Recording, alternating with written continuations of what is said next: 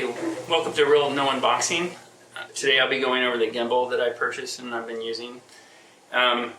So overall, it's a good product. I do have some frustrations with the company itself, and I guess I've heard some things recently about their drones and the fact that they're made in China and things like that, but this is just the gimbal. So the first thing I did is pulled it out of the box, turn it on. Of course, you're going to do that. You're going to figure out all the locks and how it moves around and like that. And then you start looking at the stuff that they actually included. And so they have Australian consumer laws, safety guidelines. Yeah. And so the really only instructions that you get with this is how to balance it, which is very important, of course. It goes through and shows you how to mount the camera this way, or if you want to do it vertically, how to do that. Basically, you take this piece off and put this piece onto here, and then, or you actually mount that to there, and then you can mount your camera to there with this device. And then, of course, balancing it, what you go through the series of locks of each of the joints. It has 3 joints, one here, and one here. And you lock each of these in succession and balance it according to the visual guidelines that they tell you to look for. And that's somewhat useful. I did have an issue here, so when the camera mounts this way, the lens is pointing up and it's supposed to be straight up. And what I found is, like, the bigger lens you have, the more you really need to tilt it this way. So when you turn it on, it sees itself as unbalanced, and it just always turns itself off. I found, after finding this stuff online, I was able to connect to Bluetooth and things like that. When you open up the menu, it wants you to scan a code, and all that code is to connect to your app.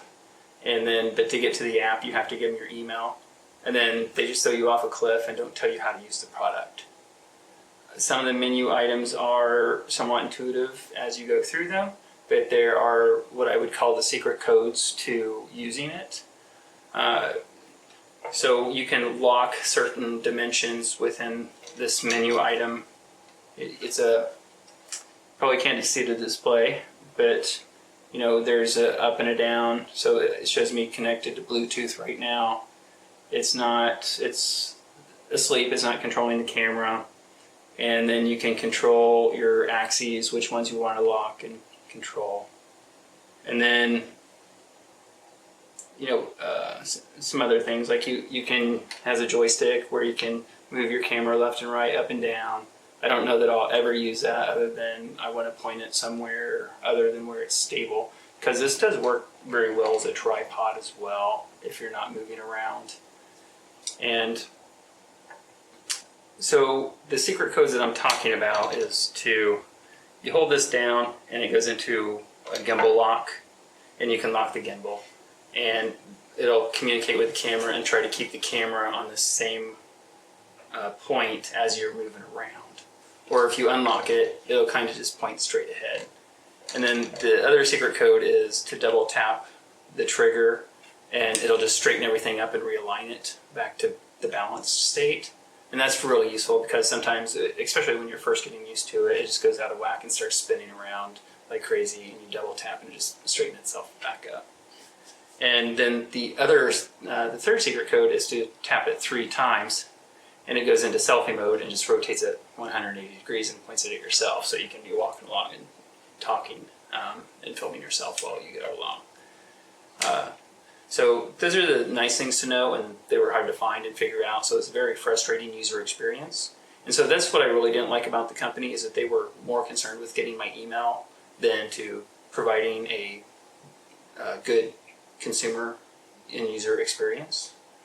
Other than that, it worked very well once I figured it out. I found a shortcut to balancing the camera, so once you're kind of close to the balance and if you can't quite get it, or you want to really optimize the balance. So you'll find right here where it goes to sleep. So I just tried to turn on, it's communicating, it's not detecting it, so it's having a fit.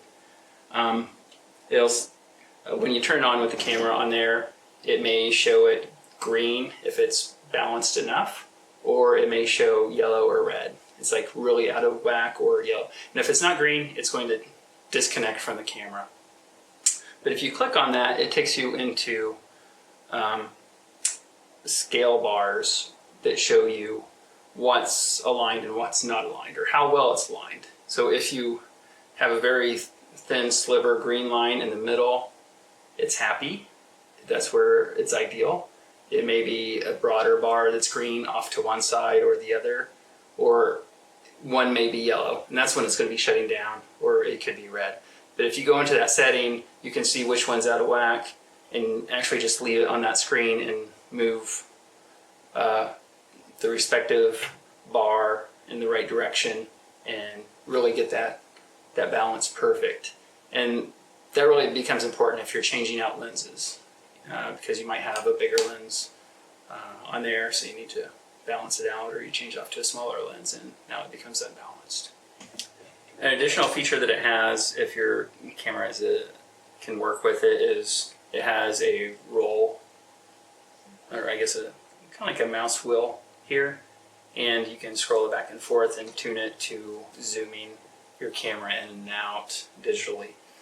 And you can adjust how fast the response is, slower or faster.